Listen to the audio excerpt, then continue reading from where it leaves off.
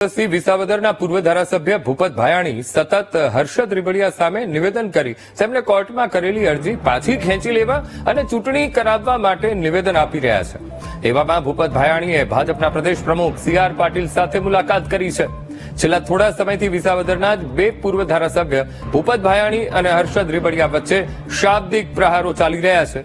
તેવામાં પાટીલ સાથે મુલાકાત બાદ ભૂપત ભાયાણીએ નિવેદન આપ્યું। જો કે તેમણે કહ્યું કે પાટીલ સાથેની આ મુલાકાતને ચૂંટણી સાથે કોઈ લેવા દેવા નથી, પણ આ મુલાકાતમાં હર્ષદ રીબડિયાની ગેરહાજરી જોવા મળી।